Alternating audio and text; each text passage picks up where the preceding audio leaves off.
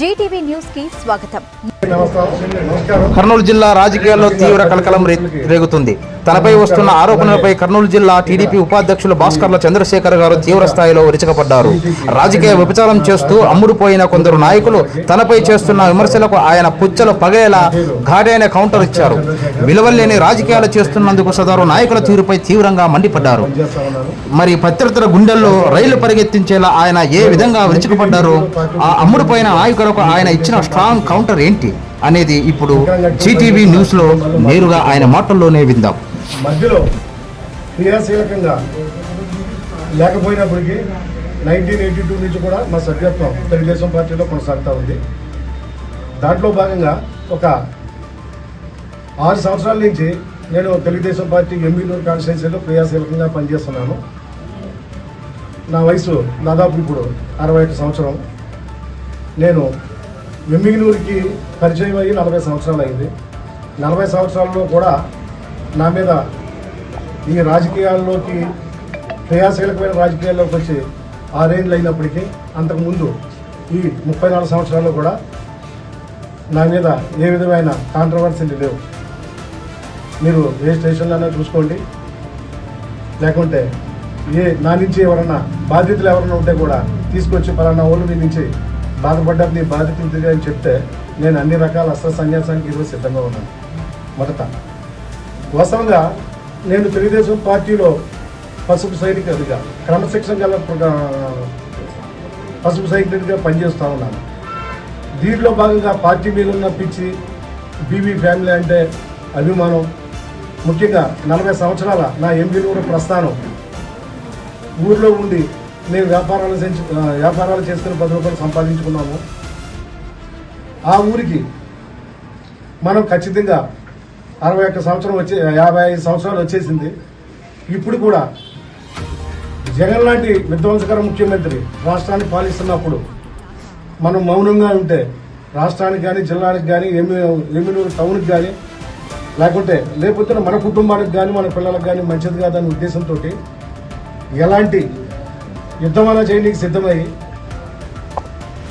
Telugu Desam party మా BV గౌరవ శాసనసభ్యులు జయనాగేశ్వర రెడ్డి గారు క్రైసిస్లో ఉన్నప్పుడు ఆయన అధికారం కోల్పోయి, ఆయన ఎమ్మెల్యే పదవి కోల్పోయి, అంతకుముందు పదవులు అనుభవించిన వాళ్ళు కూడా ఇతర కారణాలతో అనేకమైన అభిప్రాయ భేదాలతో దూరంగా ఉన్నప్పుడు నేను దగ్గరయ్యి తెలుగుదేశం పార్టీ తలపెట్టిన ప్రతి కార్యక్రమం వెనకాల విజయవంతం చేస్తూ మేము జయనాగేశ్వర రెడ్డి గారికి, అలాగే పార్టీ అధిష్టానానికి కూడా ఎలక్షన్ ముందు నుంచి మా గౌరవ శాసనసభ్యులు జయనాగేశ్వర రెడ్డి గారు ఏవైతే ఆదేశాలు ఇచ్చారో ఆ ఆదేశాల ప్రకారం 2024 ఎలక్షన్లో జరిగిన జనరల్ ఎలక్షన్లో మేము లోకేష్ బాబు గారితో, చంద్రబాబు నాయుడు గారితో కూడా అనేకమైన రాజకీయ సమీకరణలు, పార్టీ జిల్లాలో గెలవడానికి ఏమైతే చేయాలో ఆయన ఆదేశించడం, నన్ను పంపించడం, నేను చేయడం, ఇలాంటిది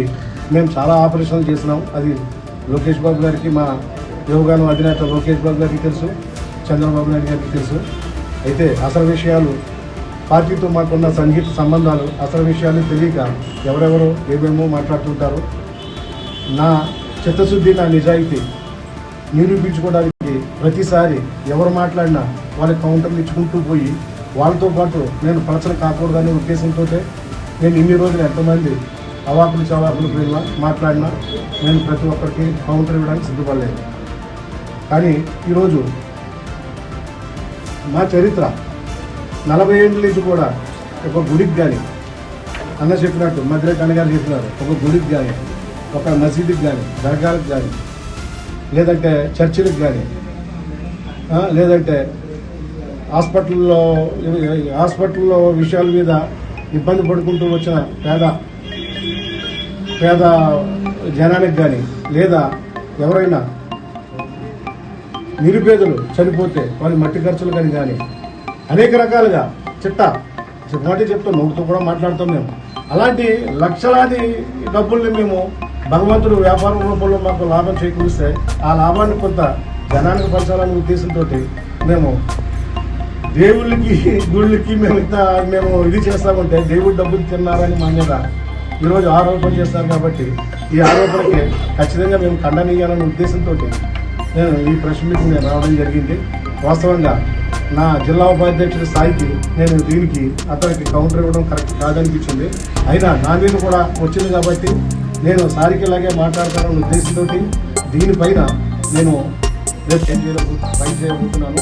నేను రేపు పొద్దున 4 లక్షల రూపాయలకి స్టాంప్ డ్యూటీ కట్టి నేను రిఫర్మెంట్ ఫైల్ చేసి నా పేరు తీసి భాస్కర్ చంద్రశేఖర్ అని ముస్కర్ల చంద్రశేఖర్ అని దేవుని డబ్బులు తీసుకున్నానని ఆయన మన గౌరవ శాసనసభ్యులు ఆంజనేయ స్వామి అని నేను భక్తులని భిక్షాటనని ఏదో మాట్లాడినారు. ఎస్, నేను భక్తులే. ఆయన మాకు దేవుడే, చంద్రబాబు మాకు దేవుడే, లోకేష్ బాబు దేవుడే, మా పార్టీ మాకు దేవాలయం, మా జై నాగేశ్వర రెడ్డి గారు కూడా మాకు దేవుడే, మా విజయలక్ష్మి మా పాప చెప్పినట్టు మాకు దేవుళ్ళే. మాకు తెలుగుదేశం పార్టీ దేవాలయం, వీళ్ళందరూ మాకు దేవుళ్ళే. దేవుళ్ళ కోసమే మేము ఏమైనా చేస్తాం. ఇప్పుడు దేవుళ్ళని మార్చి గుణం మాకు లేదు.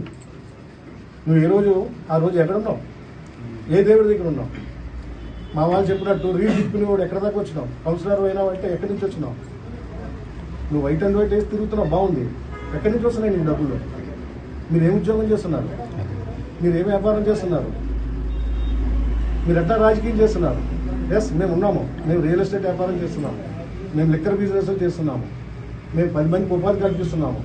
దాని మీద వచ్చే ఆదాయాన్ని రాజకీయాల్లో ఉంటూ ఖర్చు పెట్టడమే కాకుండా మమ్మల్ని మేము సాయం చేస్తామని నమ్మించడానికి మేము సాయం చేసుకుంటూ ముందుకెళ్తున్నాము.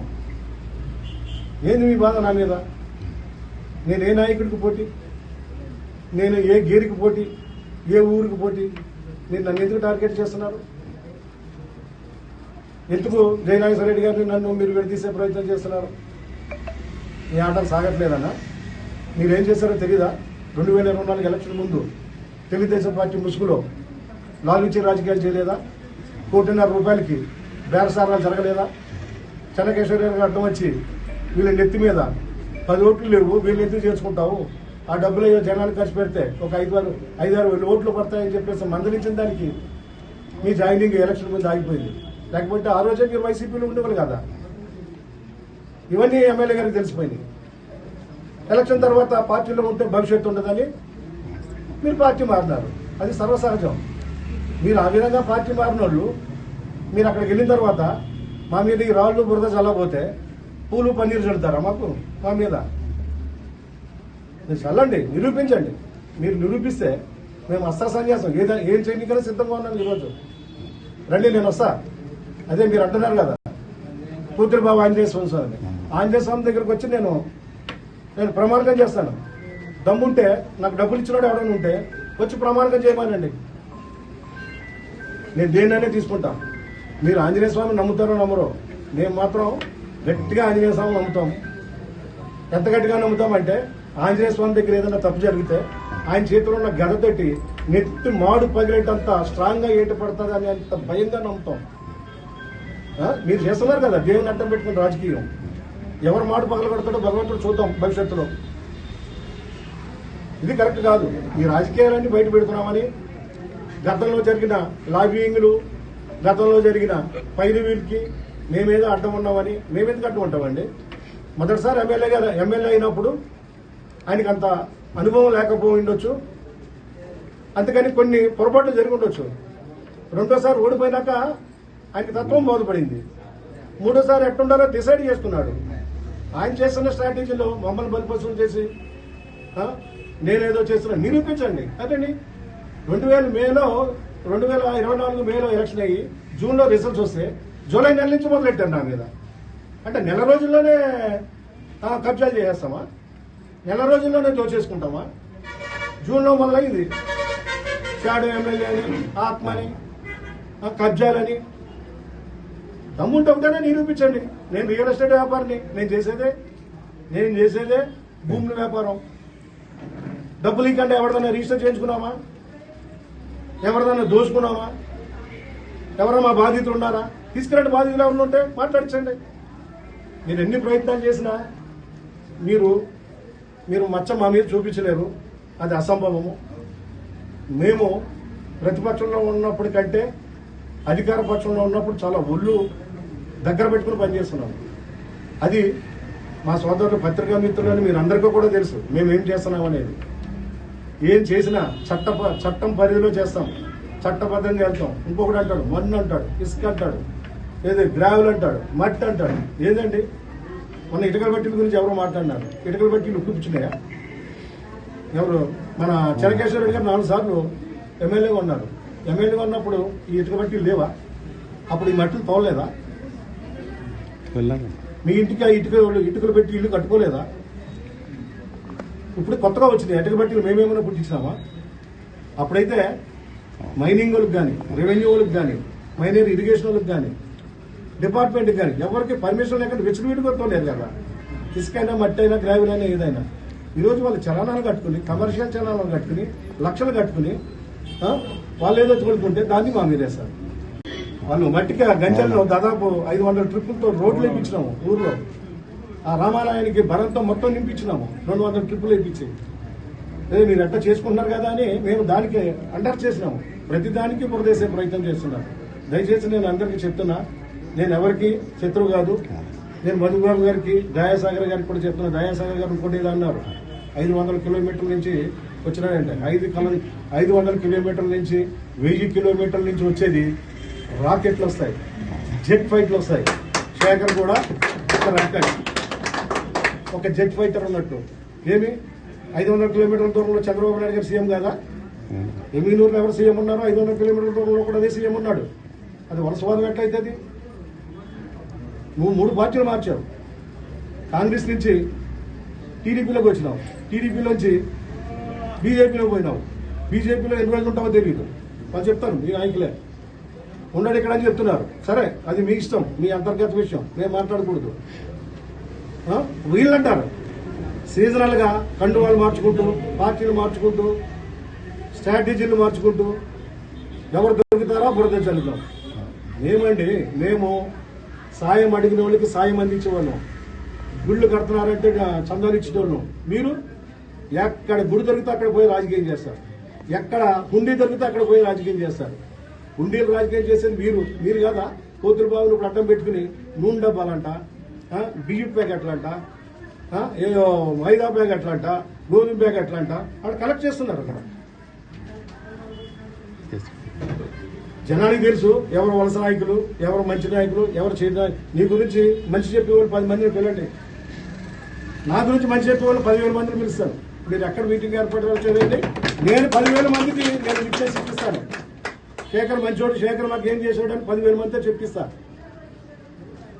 మీరు ఒక 50 మందితో చెప్పియండి. సరే, నేను వలసవాదిన, సామాజికవాదిన ఏదనేది ప్రజలు చూస్తున్నారు, ప్రజలు నిర్ణయిస్తాడు. అదే మీరు నమ్ముకున్నా, మీరు చెప్తున్నా. అదే కోతులబావి ఆంజనేయ స్వామి కూడా నేను తప్పు చేస్తాను, నాకు పనిష్ చేస్తాడు. ఇంకో మాట అన్నారు, ఎవరో లోకేష్ బాబు గారు పిఏ దగ్గరికి పోయించినాడంటే ఈయన. మీరు లోకేష్ బాబు గారి దగ్గరికి పోయేస్తే మేము లోకేష్ బాబు గారి దగ్గరికే పోయినాం. లోకేష్ బాబు గారు పిఏ, లోకేష్ బాబు గారు మీకు కొత్తగా వచ్చేమో, మాకు కొత్త కాదు. మాకు 44 సంవత్సరాల నుంచి పార్టీ పుట్టిన కాడి నుంచి పార్టీతో బలమైన అనుబంధం ఉంది మాకు.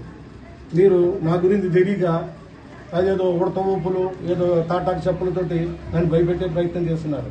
మా నాయకుల దగ్గరికి మీరు ఎంత గొప్పే ఉంది నాకు అర్థం కావాలి. మీ బీజేపీ నాయకుల దగ్గరికి పోండి, మా నాయకుల దగ్గరికి, మా పిఎల్ దగ్గరికి పోయి మీరు మమ్మల్ని బెదిరిస్తారా? అంటే మా గురించి అక్కడ చరిత్ర లేదంటారా? రాబోయే కాలంలో తెలుస్తుంది. మీరు నా మీద ఎలక్షన్ అయిన మరుసటి రోజు నుంచి మీరు నా మీద చేస్తున్న బురద గురించి, నా మీద వేస్తున్న రాజు గురించి మా చంద్రబాబు గారికి తెలుసు, మా లోకేష్ బాబు గారికి తెలుసు. మీరు కొత్తగా ఏం చెప్పే పని లేదు అక్కడ. అది తెలిసి మాకు పనిష్మెంట్ ఇస్తాడో ప్రమోషన్ ఇస్తాడో త్వరలో మీరే చూస్తారు. ఉపాధ్యక్షులు ఇచ్చినారు కదా, ఇప్పుడు ఎన్నాళ్ళైంది వచ్చి? 6 నెలలే కదా. గవర్నమెంట్ వచ్చి ఎన్నాళ్ళైంది? 2 years అయింది. మీరు 2 years నుంచి బురద చల్లుతూనే ఉన్నారు. అయినా నాకు 6 నెలల క్రితం నాకు ఉపాధ్యక్షులు పదవి ఇచ్చినారు కదా. కాబట్టి మా అధిష్టానం మాకుంది, మా అధిష్టానం మాకు దేవుళ్లే, మా పార్టీ మాకు దేవాలయమే. మళ్ళా చెప్తున్నా, నేను స్వామి భక్తున్నే. నువ్వు భిక్షాటన చేసే అలవాటు ఉందని నువ్వే చెప్పుకున్నావు. నీ బ్రష్ మీట్లో నువ్వే చెప్పుకున్నావు భిక్షాటన చేసే అలవాటు ఉందని. తదాస్తు. కానీ ఆ భిక్షాటన మా పేరు చెప్పి ఇంతకుముందు గవర్నమెంట్ మా శాసనసభ్యులు జై నాగేశ్వర రెడ్డి గారి దగ్గర ఉన్నప్పుడు ఆయన పేరు చెప్పి భిక్షాటన చేసినావు. ఇప్పుడు ఎవరి పేరు చెప్పి భిక్షాటన చేస్తున్నావు అది నీ ఇష్టం. ఈ భిక్షాటనకి మా వాళ్ళు చెప్పినారు కదా, ఈ అప్పులు ఇస్తా, ఆ భిక్షాటన చేసి ఆ అప్పులు తీర్చి ప్రక్షాళన చేసుకోమని చెప్పేసి ఈ పత్రికాముఖంగా నేను వాళ్ళకి ఇంకోసారి హెచ్చరిస్తున్నాము. అదేవిధంగా నేను మరీ మీరు ఎన్నిసార్లు మాట్లాడినా నా స్థాయి నాయకులు ఎవరైనా మాట్లాడితే నేనేం చేశానో నాకు తెలుసు, పార్టీకి మా గౌరవ శాసనసభ్యులకు తెలుసు, మా లోకేష్ బాబు గారికి తెలుసు, మా చంద్రబాబు నాయుడు గారికి తెలుసు. కాబట్టి మీరెంత ఆవేశపడవలసిన అవసరం లేదు. మా కథ మేము తప్పులు ఏమైనా చేస్తే మా నాయకులు చూసుకుంటారు. మీరెందుకు హైరాణ పడిపోతారు? మీరు ఎంత తిప్పబడినా అక్కడే ఉంటారు. అంతకు మించి ఒక అడుగు కూడా ముందుకెళ్ళారు. ముందు మీ భవిష్యత్తు గురించి ఆలోచించుకోండి, మా భవిష్యత్తు గురించి మేము ఆలోచించుకుంటాము. దయచేసి అందరికీ చెప్తున్నాను, ఏదైనా ఆధారాలు సాక్ష్యాలు ఉంటే నా మీద ఆరోపణ చేయండి.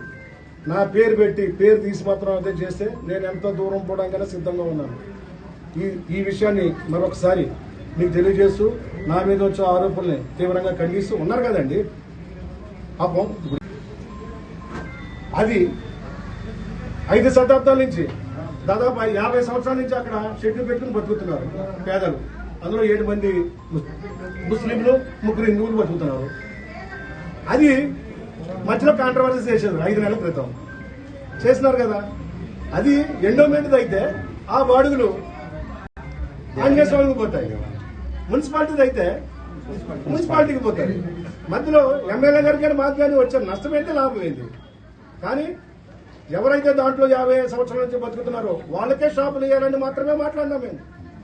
వీళ్ళప్పుడే షాపులు మాకు వచ్చేసినాయి, వాళ్ళ పని అయిపోయింది, మీరు డబ్బులు ఇవ్వండి మాకు, మీరు అడ్వాన్స్ ఇస్తే మీరు అందరూ రిజర్వ్ చేసుకుంటామని మాట్లాడినారు. నాయకులు ఉన్నారు ఇక్కడ, బాధితులు ఉన్నారు, వాళ్ళతో కూడా వాయిస్ తీసుకోండి, అసలు విషయాలు చెప్తారు. అట్లా అనుకుంటే ఎమ్మిగినూరులో దాదాపు 500 నుంచి 600 షెడ్లు డబ్బాలు ఉన్నాయి. మా ఎమ్మెల్యే గారు కానీ మేము కానీ ఇక్కడున్న మా నాయకులు ఎవరైనా కానీ ఆ డబ్బాల మీద బతకాలనుకుంటే రోజుకి 5 లక్షల రూపాయలు డబ్బులు వస్తాయి. రోజుకి 5 లక్షల రూపాయలు డబ్బులు వస్తాయి. ఆ గతి, ఆ కర్మ, మేము వ్యాపారాలు చేసుకుంటాం, రాజకీయాల్లో డబ్బులు ఖర్చు పెడతాం. రాజకీయాల్లో మా దగ్గరికి వచ్చిన వాళ్ళకి సాయం చేసుకుంటూ పోతాం. అది మా క్యారెక్టర్. మేము రాజకీయాల్లో డబ్బులు సంపాదించడం కాలేదు. దమ్ము ఉంటే ఎవడన్నా నిరూపించమనండి. అస్త్ర సన్యాసాన్ని కాదు, ఊరిడిచిపెట్టి పోవడానికి కూడా నేను సిద్ధమని చెప్తున్నాను. అదేవిధంగా భవిష్యత్తులో ఎవరు నా జోలికి వచ్చినా నేను డిఫార్మేట్ చేస్తానని చెప్పేసి నేను తెలియజేస్తున్నాను. ఈ ప్రధాన ఆరోపణ ఏంటంటే, చూస్తూనే ఉండండి జీటీవీ న్యూస్ ను. నిజం మా ధ్యేయం, సమతా సంక్షేమం మా లక్ష్యం. మరిన్ని వార్తల కోసం సబ్స్క్రైబ్, లైక్, షేర్ చేయండి. నమస్కారం.